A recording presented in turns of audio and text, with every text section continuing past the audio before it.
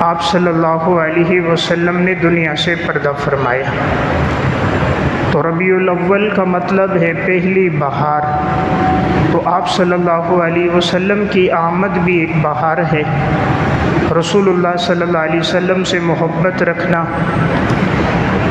آپ کی اتباع اور اطاعت کرنا ایک مسلمان کے لیے نہایت ضروری ہے، اور یہ ہمارے ایمان کا حصہ ہے۔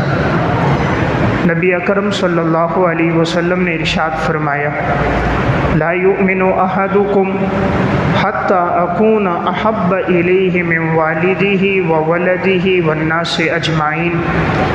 تم میں سے کوئی شخص اس وقت تک مسلمان نہیں ہو سکتا جب تک اسے مجھ سے محبت اپنے والدین سے زیادہ، اپنی اولاد سے زیادہ اور تمام انسانوں سے زیادہ جب تک مجھ سے محبت نہ ہو، تو آپ نے فرمایا وہ انسان مسلمان نہیں ہو سکتا۔ تو گویا ہمارے ایمان کا حصہ ہے کہ ہمیں نبی اکرم صلی اللہ علیہ وسلم سے محبت اپنی ذات سے بھی زیادہ ہو، اپنے والدین سے بھی زیادہ ہو، اپنی اولاد سے بھی زیادہ ہو، کائنات میں بسنے والے جتنے بھی انسان ہیں تمام مخلوقات میں سب سے زیادہ محبت حضور سے ہو، پھر انسان کا ایمان مکمل ہوتا ہے۔ آپ صلی اللہ علیہ وسلم کو اللہ تعالیٰ نے ہر اعتبار سے نوازا تھا۔ محبت کا سبب اگر حسن و جمال دیکھو تو سب سے زیادہ حسن و جمال اللہ نے کائنات میں اگر کسی کو عطا فرمایا تو وہ جناب رسول اللہ صلی اللہ علیہ وسلم۔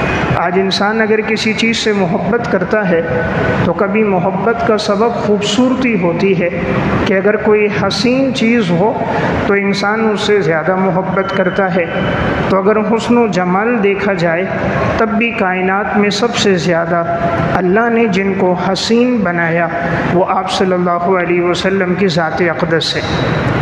محبت کا ایک سبب ہوتا ہے کمالات، کہ انسان کسی سے اس لیے محبت کرتا ہے اللہ نے اس میں کوئی کمال رکھا ہوتا ہے، کوئی اچھا ڈاکٹر ہے، کوئی اچھا انجینئر ہے، جو بھی اپنے فن کا ماہر ہے، انسان اس سے محبت رکھتا ہے تو ساری دنیا کے جتنے کمالات ہیں اللہ تعالیٰ نے یہ سارے کمالات جناب رسول اللہ صلی اللہ علیہ وسلم کو عطا فرمائے۔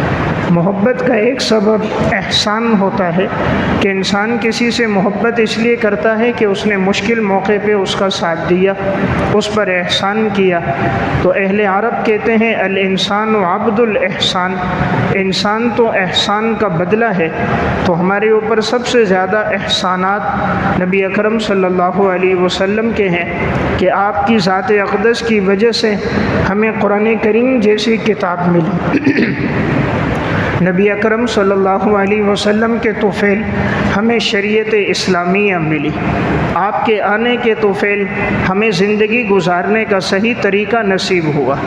جب تک آپ کی آمد نہیں ہوئی تھی تو اسی زمانے کو جاہلیت کا دور کہا جاتا تھا کہ بچیوں کو زندہ درگور کیا جا رہا ہے، شراب کی محفلیں لگ رہی ہیں، عورتوں کی خرید و فروخت ہو رہی ہے، ہر طرف کفر ہے، بے حیائی ہے، فحاشی ہے، عریانی ہے، یہاں تک کہ بیت اللہ میں بھی انہوں نے 360 بت رکھے ہوئے ہیں، بتوں کے سامنے پیشانی جھکا رہے ہیں۔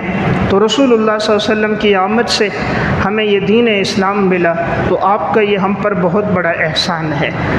آپ صلی اللہ علیہ وسلم کا مقام اور مرتبہ تو بہت بلند ہے۔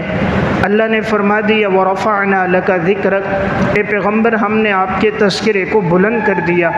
تو جہاں کہیں اللہ کا تذکرہ ہے وہیں رسول اللہ صلی اللہ علیہ وسلم کا تذکرہ ہے۔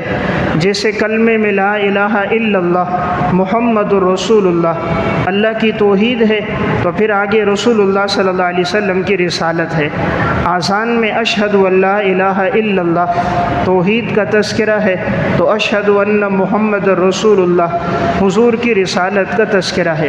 نماز میں اللہ کی تعریف اور حمد و ثنا ہے، قرآن کی تلاوت تلاوت ہے تو قاعدے میں درود شریف میں نبی اکرم صلی اللہ علیہ وسلم کی ذات کا تذکرہ ہے۔ دنیا میں جہاں کہیں مسلمان ہیں، جہاں اذان ہوتی ہے، اقامت ہوتی ہے، نماز ہوتی ہے، امام الانبیاء کا تذکرہ موجود ہے۔ جہاں قرآن ہے وہاں رسول اللہ صلی اللہ علیہ وسلم کا تذکرہ ہے۔ تو میں عرض کر رہا ہوں اب حضور سے ہمیں کیسی محبت ہونی چاہیے؟ جب محبت ہوگی تو دین پر چلنا آسان ہوگا۔ انسان دنیا میں جس سے محبت کرتا ہے تو پھر اس کا فرما بردار ہوتا ہے، جو وہ کہے اسے مانتا ہے۔ دنیا میں آج اگر عشق مجازی ہے، کسی سے عشق ہو گیا تو انسان اس کی ہر بات مان رہا ہے، جو اس کی چاہت وہ اس کی چاہت، جو اسے پسند وہ اسے پسند، تو انسان اپنی چاہتوں کو، اپنے طرز زندگی کو اس کے مطابق کرتا ہے۔ تو اگر ہمیں حضور سے محبت ہوگی تو ہمارا بھی طرز زندگی اس طرح ہوگا جس طرح جناب رسول اللہ صلی اللہ علیہ وسلم کا تھا۔ اب حضرات صحابہ اکرام کو آپ صلی اللہ علیہ وسلم سے کیسی محبت تھی، میں چند واقعات عرض کروں گا جس سے اندازہ ہوگا کہ امام الانبیاء صلی اللہ علیہ وسلم سے صحابہ کی محبت کیسی تھی۔ صحابہ میں حضرت ابو بکر صدیق رضی اللہ تعالیٰ عنہ، آپ صلی اللہ علیہ وسلم سے ایسی محبت ہے، اور جب یہ دین کی دعوت کے لیے نکلے، بیت اللہ میں آئے، توحید کی دعوت دی، لوگوں کو ایمان کی طرف بلایا، اتنا مارا گیا، اتنا کہ صدیق اکبر زخمی ہو گئے، لہو لہان ہو گئے، بے ہوش ہو کر گر گئے۔ جب گھر لایا گیا تو ہوش آیا، والدہ نے کہا ابو بکر کھاؤ پیو، فرمایا اس وقت تک نہیں کھاؤں گا جب تک رسول اللہ صلی اللہ علیہ وسلم کو دیکھ نہ لوں۔ معلوم نہیں حضور کس حال میں ہیں، مکہ کا دور تھا، ابتدائی زمانہ تھا، مشقت کے ایام تھے، اس لیے معلوم نہیں حضور کس حال میں ہو، پہلے مجھے حضور سے ملاؤ۔ تو ایک طرف والدہ تھی، ایک طرف ام جمیل تھی، رات کا وقت ہوا، سہارا لے کر بڑی مشکل سے آپ صلی اللہ علیہ وسلم کے پاس پہنچے۔ نبی اکرم صلی اللہ علیہ وسلم اس موقع پر دار ارقم میں تھے، دستک ہوئی، حضور نے جب دیکھا صدیق اکبر لہو لوہان ہے، چہرے سے خون بہہ رہا ہے، زخمی حالت ہے، حضور کو دیکھا خوش ہو گئے، فرمایا یا رسول اللہ جب آپ زندہ سلامت ہیں الحمدللہ تو میری تکلیف کا کوئی مسئلہ نہیں۔ آپ نے فرمایا ابو بکر یہ چہرے پہ کیا ہوا؟ فرمایا رسول اللہ آج توحید کا اعلان کیا تھا بیت اللہ میں، تو کفار سے یہ بات برداشت نہ ہوئی تو ان بدبختوں نے مجھے مارنا شروع کر دیا تو میرا چہرہ لہو لوہن ہو گیا۔ اس موقع پر صدیق اکبر نے فرمایا یا رسول اللہ یہ میری والدہ میرے ساتھ ہے، آپ دعا فرما دیجئے اللہ انہیں ایمان کی توفیق عطا فرما دے۔ نبی اکرم صلی اللہ علیہ وسلم کے دست مبارک اٹھے، آپ نے دعا فرمائی اے اللہ ابو بکر کی والدہ کو ہدایت عطا فرما۔ بس یہ کہنا تھا، اللہ نے ان کی دل کی دنیا کو بدل دیا اور صدیق اکبر کی والدہ اسی موقع پر مسلمان ہو گئی۔ تو میں عرض کر رہا ہوں صحابہ کی حضور سے بڑی محبت ہے، یہی ابو بکر صدیق رضی اللہ تعالیٰ عنہ ہے۔ ہجرت کا سفر ہے، کبھی دائیں آتے ہیں، کبھی بائیں، کبھی آگے کبھی پیچھے۔ حضور پوچھتے ہیں ابو بکر کیا ہوا؟ فرمایا رسول اللہ خیال ہوتا ہے کہیں دشمن دائیں طرف سے نہ آئے، میں دائیں طرف آتا ہوں، دل میں خیال آتا ہے کہیں بائیں طرف سے کوئی تکلیف نہ پہنچائے، میں بائیں طرف آتا ہوں، کبھی آگے کبھی پیچھے۔ پورے ہجرت کے سفر میں حضور کے ساتھ رہے۔ جس وقت ہجرت کے سفر میں جا رہے تھے، حضرت صدیق اکبر رضی اللہ تعالیٰ عنہ کے گھر میں دراہم تھے، تقریباً 40,000، وہ سارے دراہم لے لیے۔ حضرت ابو بکر صدیق کی بیٹی ہیں حضرت اسماء رضی اللہ تعالیٰ عنہ، اس وقت وہ بڑی چھوٹی تھی۔ ابو بکر صدیق کے والد ابو قحافہ ابھی ایمان لے کر نہیں آئے تھے اور ان کی بینائی کمزور ہو گئی تھی۔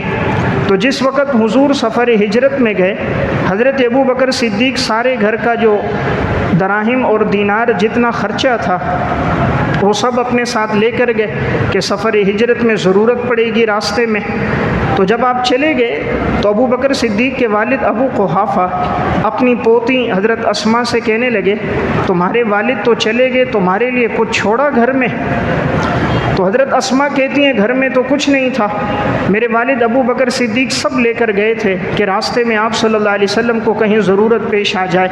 تو حضرت اسما گئیں، باہر سے چھوٹے چھوٹے پتھر تلاش کیے کہ وہ کنکر جو دراہم کی طرح تھے، وہ سارے چھوٹے چھوٹے کنکر جمع کیے اور ایک جگہ رکھ دیے جہاں صدیق اکبر پیسے رکھتے تھے، وہاں اوپر چادر ڈال دی، ایک موٹا سا کمبل، اور پھر اپنے دادا ابو قحافہ کو لائیں، ان کا ہاتھ اس پہ رکھوایا۔ چونکہ ان کی بینائی کمزور تھی، نظر نہیں آتا تھا، تو وہ جب انہوں نے ہاتھ رکھا تو سمجھے شاید نیچے دراہم ہے، دینار ہیں، تو وہ خوش ہو گئے، جب اتنا چھوڑا ہے تو کوئی پریشانی کی بات نہیں۔ حضرت اسما فرماتی ہیں حالانکہ گھر میں کچھ نہیں تھا۔ یہی صدیق اکبر ہیں، تربیت کیسی ہے، یہی حضرت اسما۔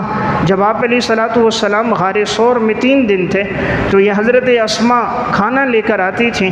ابو جہل بدبخت تلاش میں تھا تو حضرت اسما کے ادھر گھر صدیق اکبر کے ہاں پہنچا۔ حضرت اسما سے کہا تمہارا والد کہاں ہے، حضور کہاں ہیں؟ انہوں نے نہیں بتایا۔ اس بدبخت نے اتنے زور سے تھپڑ مارا، حضرت اسما نیچے گر گئیں، پیشانی پتھر پہ لگ گئیں، ایک طرف کی بالی کان سے ٹوٹ کے گر گئی، زخمی ہو گئی۔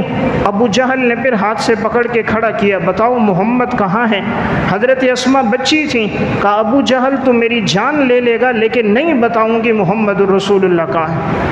ابو بکر کہاں ہے؟ نہیں بتاؤں گی۔ یہ اولاد کی تربیت اور اولاد کے دلوں میں یہ رسول اللہ صلی اللہ علیہ وسلم کی محبت، یہ حضرت صدیق اکبر کی تربیت کا اثر تھا۔ تو میں عرض کر رہا تھا صحابہ کی حضور سے محبت کیسی ہے۔ حضرت عمر رضی اللہ تعالیٰ عنہ ہیں، آپ علیہ الصلوۃ والسلام سے بڑی عقیدت اور محبت تھی، ہر موقع پر اتباع سنت، اطاعت رسول۔ صحیح بخاری کی روایت ہے، بیت اللہ کا طواف کر رہے تھے، حجر اسود کے سامنے آئے اور اس پتھر کو مخاطب کر کے کہا واللہ انی لأعلم انک حجر لا تضر ولا تنفع ولولا انی رأیت رسول اللہ صلی اللہ علیہ وسلم یقبلک ما قبلتک۔ اللہ کی قسم تو ایک پتھر ہے، کسی کو فائدہ بھی نہیں دے سکتا، نقصان بھی نہیں دے سکتا، لیکن میں نے رسول اللہ صلی اللہ علیہ وسلم کو دیکھا ہے کہ آپ نے تیرا بوسہ لیا ہے تو میں بھی تیرا بوسہ لیتا ہوں۔ یعنی حضور کی اتباع میں، حضور کی اطاعت میں، کہ آپ علیہ الصلوۃ والسلام نے حجر اسود کا بوسہ لیا تو حضرت عمر فرماتے تھے اسی لیے میں بھی تیرا بوسہ لے رہا ہوں۔ تو صحابہ میں محبت بھی تھی، اطاعت رسول بھی۔ حضرت عمر رضی اللہ تعالیٰ عنہ کے بیٹے ہیں عبداللہ بن عمر، الطبقات الکبریٰ میں واقعہ ہے۔ حضرت عمر کے دور خلافت میں انہوں نے اپنے بیٹے کا وظیفہ رکھا تھا کم 3500 درہم، اور حضرت اسامہ بن زید کا وظیفہ تھا 4000 درہم۔ تو حضرت اسامہ اور حضرت عبداللہ بن عمر ہم عمر تھے، تو بیٹے نے حضرت عمر سے کہا ابا جان آپ نے حضرت اسامہ کا وظیفہ مجھ سے زیادہ رکھا 4000 درہم، میرا 3500 درہم رکھا، حالانکہ میری حاضری بھی زیادہ ہے غزوات میں، اللہ نے ہر موقع پہ شرکت کی توفیق دی، تو آپ نے میرا وظیفہ کم کیوں رکھا؟ حضرت عمر نے فرمایا بیٹا اسامہ کا جو والد ہے وہ زید ہے، زید بن حارثہ، اور حضور کو حضرت زید سے جو محبت تھی وہ تمہارے والد عمر سے زیادہ تھی، اور حضور کو زید کے بیٹے اسامہ سے جو محبت تھی وہ تم سے زیادہ تھی، تو میں نے حضور کی محبت کو اپنی محبت پر ترجیح دی ہے، کہ حضور کو جس سے زیادہ محبت ہے۔ آپ علیہ السلام نے حضرت زید کو اپنا منہ بولا بیٹا بنایا تھا، تو فرمایا حضور کو زید سے زیادہ محبت تھی، زید کے بیٹے اسامہ سے زیادہ محبت تھی، تو میں نے اس وجہ سے حضرت اسامہ کا وظیفہ زیادہ رکھا ہے۔ تو میں عرض کر رہا ہوں حضرات صحابہ کو جناب رسول اللہ صلی اللہ علیہ وسلم سے صحیح معنوں میں عقیدت اور محبت تھی، ہر موقع پر اتباع اطاعت ان کی زندگی کا حصہ تھا۔ حضرت ابو بکر صدیق رضی اللہ تعالیٰ عنہ فتوح البلدان میں واقعہ ہے، حضرت خالد بن ولید رضی اللہ تعالیٰ عنہ نے وہاں سے مال غنیمت میں کچھ چادریں بھیجی۔ جب وہ چادر آئی حضرت صدیق اکبر نے دیکھی، پسند آئی، حضرت حسین کو بلایا، حالانکہ بچے تھے، فرمایا یہ چادر تم لے جاؤ اپنے گھر، اپنے استعمال میں لے کر آؤ۔ اپنے استعمال میں نہیں لائی، اپنے بچوں کو نہیں دی، حضرت حسین رضی اللہ تعالیٰ عنہ کو دی۔ صحیح بخاری میں ہے حضرت ابو بکر صدیق فرماتے تھے کہ اللہ کی قسم مجھے رسول اللہ صلی اللہ علیہ وسلم کے رشتہ داروں سے، اہل بیت سے محبت اپنے رشتہ داروں سے زیادہ ہے۔ اپنے خاندان والوں سے مجھے اتنی محبت نہیں، اتنا تعلق نہیں جتنا تعلق حضور کی نسبت کی وجہ سے آپ کے اہل بیت اور خاندان سے ہے۔ حضرت عثمان رضی اللہ تعالیٰ عنہ، آپ صلی اللہ علیہ وسلم سے ایسی عقیدت اور محبت تھی۔ تاریخ مدینہ دمشق میں واقعہ ہے، صلح حدیبیہ کا موقع تھا سن 6 ہجری میں۔ آپ صلی اللہ علیہ وسلم نے انہیں بھیجا نمائندہ بنا کر کہ تم جا کر ان سے بات کرو مشرکین سے کہ ہم لوگ عمرہ کرنے کے لیے آئے ہیں، ابھی لڑنے کے لیے نہیں آئے۔ 1400 سے زائد صحابہ آپ کے ساتھ تھے۔ حضرت عثمان کو قاصد بنا کر بھیجا۔ حضرت عثمان جب وہاں پر پہنچے تو وہ لوگ حضرت عثمان سے کہنے لگے آپ عمرہ کرنا چاہو تو آپ کو اجازت ہے۔ حضرت عثمان سخی تھے، سب پر ان کے احسانات تھے، تو سب نے کہا آپ عمرہ کر سکتے ہو، لیکن معاذ اللہ ہم پیغمبر کو عمرہ کرنے کی اجازت نہیں دیں گے۔ تو حضرت عثمان نے فرمایا تھا عمرہ کرنا عبادت ہے، اگر رسول اللہ صلی اللہ علیہ وسلم کو اجازت نہیں تو حضور کے بغیر تنہا میں یہ عمرہ ادا نہیں کروں گا۔ جب آپ علیہ الصلوۃ والسلام سے صحابہ نے کہا تھا، جس وقت حضرت عثمان حدیبیہ گئے تھے، کہا یا رسول اللہ عثمان تو وہاں جا کے عمرہ کر لے گا۔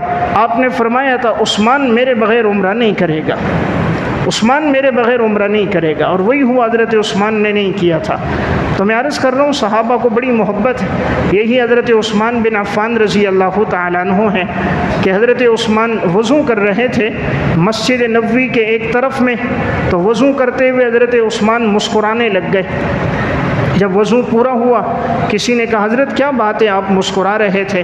فرمایا ایک موقع پر آپ علیہ الصلوۃ والسلام نے یہاں وضو کیا تھا، دوران وضو اس موقع پر مسکرائے تھے، تو میں نے کہا اس پر بھی عمل ہو جائے، اس پر بھی عمل ہو جائے، اس لیے میں مسکرا گیا۔ تو صحابہ میں محبت بہت تھی۔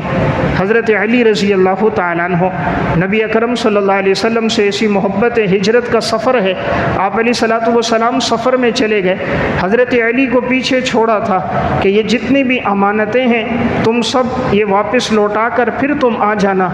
اب سارے دشمن باہر ہیں، مکان کے ارد گرد ہیں، اور حضرت علی اندر چارپائی پہ لیٹے ہوئے ہیں، لیکن حضور کی محبت ہے کہ حضور نے فرمایا تم ٹھہرو، تو وہیں ٹھہر گئے۔ حالانکہ بظاہر موت سامنے ہے، دشمن باہر کھڑے ہیں، آپ علیہ الصلوۃ والسلام نکلے، آپ نے ایک مٹھی مٹی لی اور ان کی طرف پھینکی اور فرمایا وما رمیت اذ رمیت ولکن اللہ رما۔ اللہ قرآن میں فرماتا ہے یہ آپ نے نہیں پھینکی، اللہ نے پھینکی۔ وہ مٹی سب کی آنکھوں میں چلی گئی، وہ لوگ آنکھیں ملتے رہے، اور رسول اللہ صلی اللہ علیہ وسلم اور صدیق اکبر ہجرت کے سفر میں روانہ ہو گئے۔ تو یہ آپ صلی اللہ علیہ وسلم کا معجزہ تھا۔ پھر حضرت علی رضی اللہ تعالیٰ عنہ صبح اٹھے، جتنی لوگوں کی امانتیں تھیں سب کو لوٹائیں، پھر سفر شروع کیا۔ اکثر سفر میں یہ پیدل چلے ہیں، پیدل چلتے چلتے جب یہ مدینہ پہنچے، الکامل فی تاریخ میں واقعہ ہے کہ حضرت علی رضی اللہ تعالیٰ عنہ کے پاؤں زخمی ہو گئے تھے۔ آپ صلی اللہ علیہ وسلم کو جب اطلاع ملی کہ حضرت علی مدینہ پہنچ گئے، آپ آئے تو دیکھا حضرت علی کے پاؤں زخمی ہیں، چل چل کر زخمی ہو گئے تھے۔ تو آپ علیہ الصلوۃ والسلام نے اپنا لعاب دہن لیا، حضرت علی کے پاؤں پہ لگایا، دعا فرمائی۔ حضرت علی فرماتے میرے پاؤں بالکل ٹھیک ہو گئے، وہ دن اور موت کا دن دوبارہ کبھی پاؤں میں درد نہیں ہوا۔ تو میں ایک بات عرض کر رہا تھا، صحابہ کی رسول اللہ صلی اللہ علیہ وسلم سے بڑی عقیدت اور محبت تھی۔ آپ صلی اللہ علیہ وسلم ایک غزوے میں جب پتہ چلا مشرکین کی تعداد زیادہ ہے، مسلمانوں کی تعداد کم تھی، ان کے پاس ہر قسم کا اسلحہ اور ساز و سامان تھا، رسول اللہ صلی اللہ علیہ وسلم مشورہ لینے لگے کہ صحابہ کیا مشورہ دیتے ہیں کہ میں لڑوں یا نہ لڑوں؟ صحابہ بیٹھے تھے، پوچھا آپ لوگوں کی کیا رائے ہے؟ صحیح بخاری کی روایت ہے، حضرت مقداد بن اسود رضی اللہ تعالیٰ عنہ کھڑے ہوئے، فرمایا یا رسول اللہ ہم موسیٰ علیہ السلام کے صحابہ کی طرح نہیں ہیں جنہوں نے کہا تھا فَاذْهَبْ أَنْتَ وَرَبُّكَ فَقَاتِلَا إِنَّا هَاهُنَا قَاعِدُونَ کہ اے موسیٰ تو اور تیرا خدا جا کر لڑو۔ ہم ان کی طرح نہیں ہیں، یا رسول اللہ ہم آپ کے صحابی ہیں، آپ حکم دو گے وَلَكِنَّا نُقَاتِلُ عَنْ يَمِينِكَ وَعَنْ شِمَالِكَ وَبَيْنَ يَدَيْكَ وَخَلْفَكَ، اللہ کی قسم آپ کے آگے بھی لڑیں گے، آپ کے پیچھے بھی لڑیں گے، آپ کے دائیں بھی لڑیں گے، آپ کے بائیں بھی لڑیں گے، اپنی اولادوں کو یتیم کرا دیں گے، بیویوں کو بیوہ کرا دیں گے، آپ حکم دیں گے سمندروں میں چھلانگ لگا دیں گے، آپ حکم دیں گے آگ میں کود جائیں گے۔ یا رسول اللہ آپ فرمائیے، آپ صلی اللہ علیہ وسلم کا چہرہ انور خوش ہو گیا، آپ کے چہرے پہ چمک آ گئی کہ میرے صحابہ کی مجھ سے محبت ہے۔ تو میں ایک بات عرض کر رہا تھا، ربیع الاول کا پیغام یہ حضور سے محبت بھی ہو، اتباع بھی ہو۔ حضرات انصار میں یہی بات تھی، آپ علیہ السلام جب ہجرت کر کے آئے ہیں اور حضور نے ایک ایک مہاجر کو انصاری کا بھائی بنایا تھا۔ مہاجرین کا تو سب مال مکہ میں رہ گیا، جب مدینہ آئے آپ نے ایک ایک مہاجر کو ایک ایک انصاری کا بھائی بنایا کہ تم ان کے ساتھ فی الحال رہو۔ تو وہ انصار کی بھی کیسی محبت تھی۔ سعد بن ربیع صحابی ہیں، عبد الرحمن ابن عوف سے کہتے ہیں حضور نے تمہیں میرا بھائی بنایا، میری 2 بیویاں ہیں، تم دیکھو جو تمہیں پسند آئے میں طلاق دوں گا، عدت گزر جائے تم نکاح کر دینا۔ میرا گھر ہے، میں دیوار لگاتا ہوں، آدھے گھر میں تم رہنا، آدھے گھر میں میں رہوں گا۔ میرا کاروبار ہے، میں تقسیم کرتا ہوں، آدھے تم کاروبار کرنا، آدھا میں کروں گا۔ یعنی ایسی محبت۔ آج تو بھائی بھائی کو اس کا حصہ نہیں دیتا، سگا بھائی ہے اور میراث میں بھائی کا حصہ ہوگا، بھائی نہیں دے گا۔ لیکن کیا محبت تھی انصار کی کہ امام الانبیاء نے جب بھائی چارہ قائم کیا تو عبد الرحمن ابن عوف تو اجنبی تھے ان کے لیے، صرف ایمان کا رشتہ تھا، باقی خاندان کا، قبیلے اور برادری کا نہیں ہے، لیکن فرمایا میں ان کے لیے اپنی بیوی کو طلاق دے سکتا ہوں۔ تو میں عرض کر رہا ہوں انصار کی بڑی قربانیاں تھیں، اسی لیے رسول اللہ صلی اللہ علیہ وسلم فرماتے تھے اگر کسی وادی میں ایک طرف باقی لوگ چلیں، ایک طرف انصار چلیں، میں اس جگہ سے چلوں گا جہاں سے انصار چلیں گے۔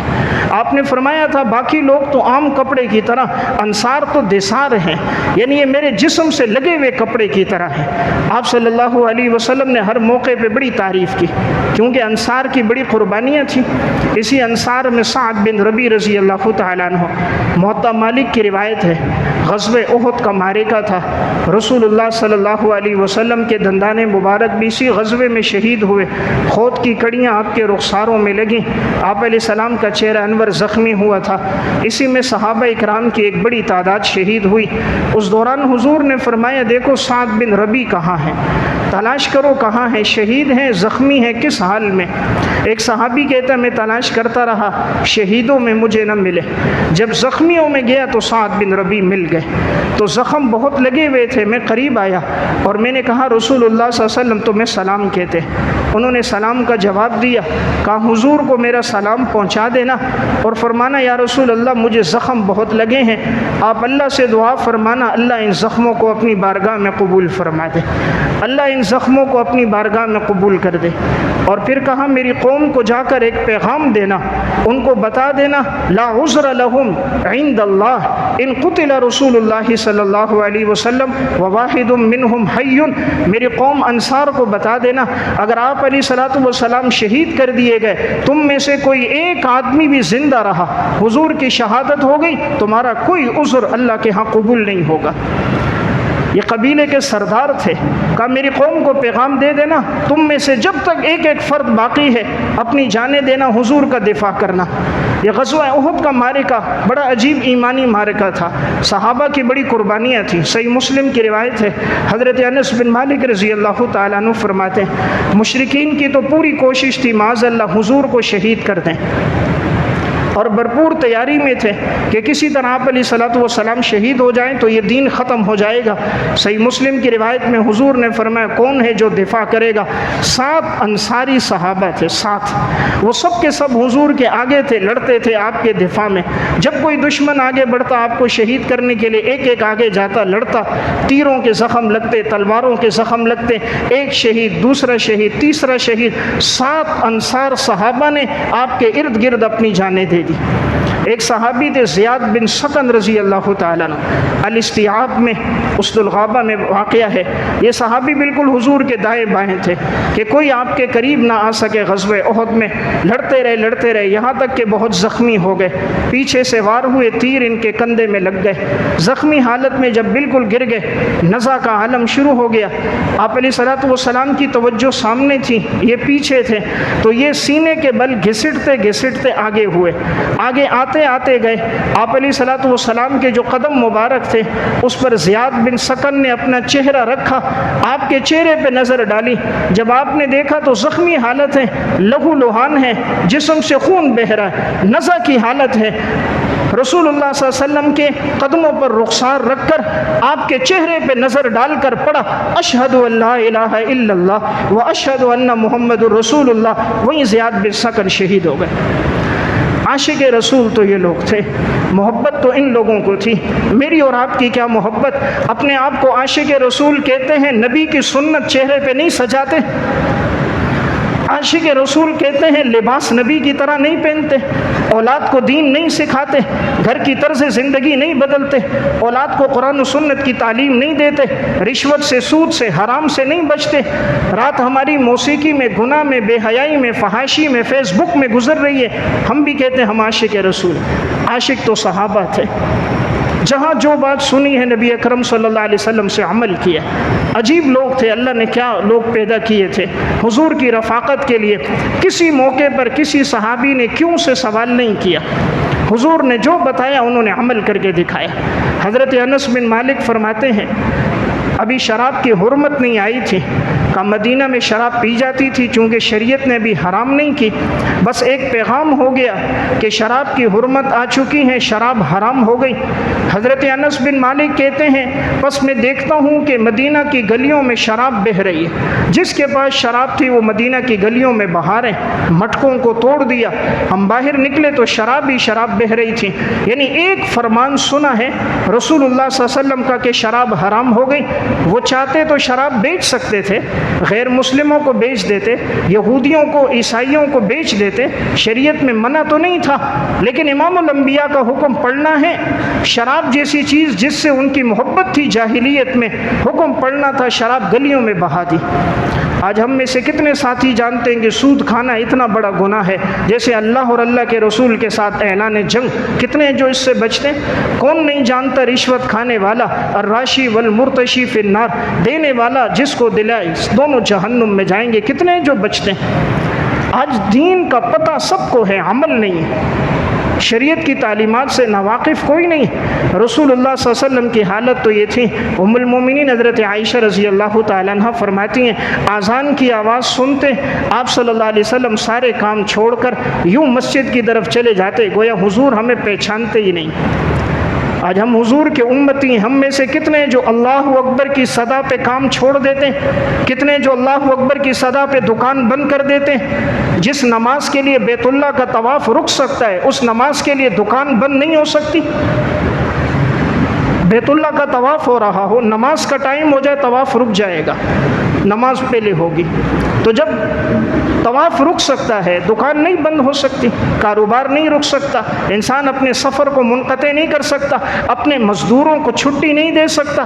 कितने हैं जो मज़दूरों को नमाज के लिए छोड़ते नहीं, कि नमाज के लिए जाएगा उसके पैसे काटते हैं, इतने टाइम के लिए गया है। फिर अल्लाह की तरफ से भी कभी फ़ैसला होता है, कभी आग लग गई, कभी सैलाब आ गया, कभी ज़लज़ला हो गया, कभी नुकसान हो गया, कभी चोरी और डकैती हो गई। जब हमारी नज़र में अल्लाह के हुक्म की अहमियत नहीं, अल्लाह के हाँ हमारे माल की भी अहमियत नहीं। तो मैं अर्ज़ कर रहा हूँ, रबीउल अव्वल का पैगाम है, हुजूर से मोहब्बत और इताअत ऐसी हो जैसे सहाबा इकराम को थी।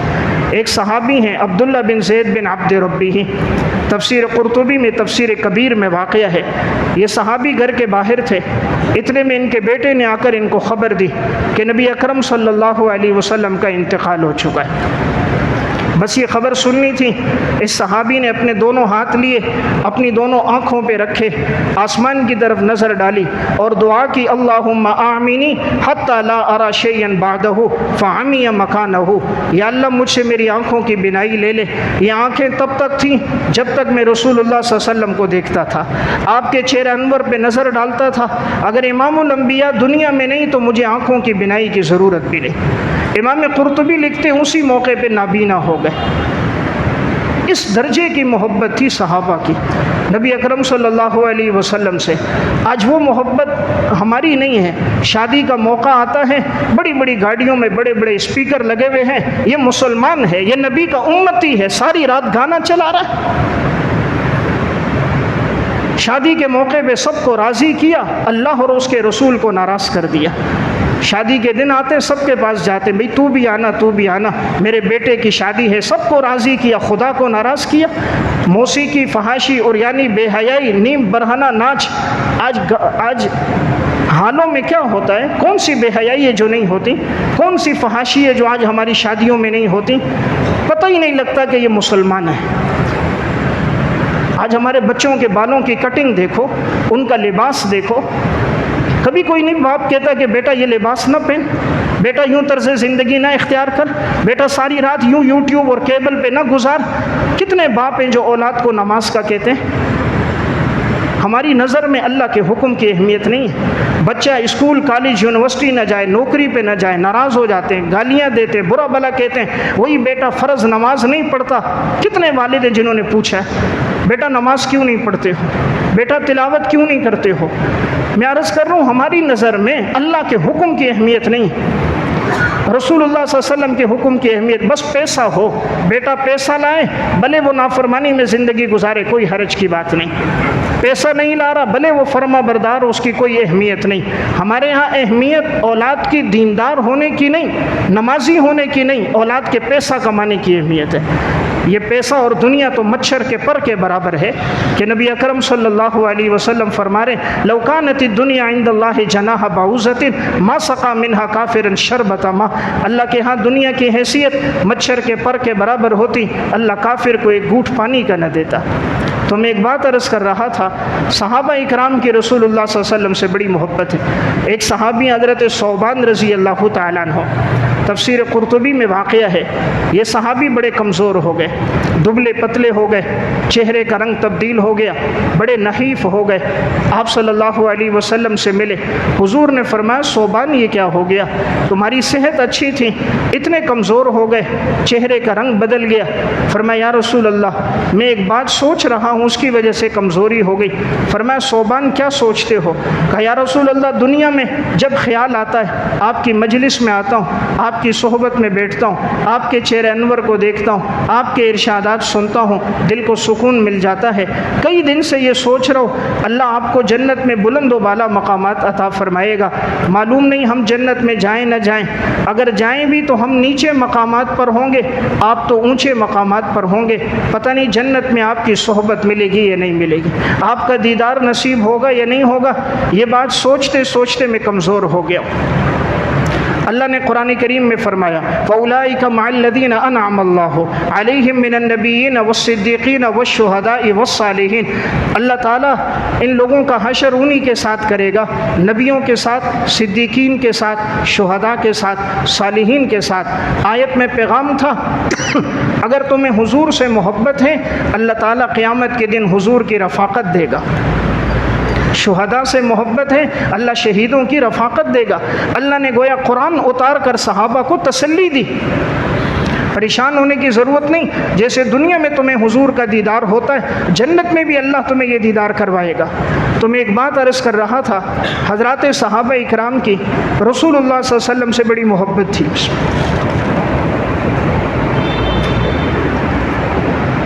صحابہ اکرام میں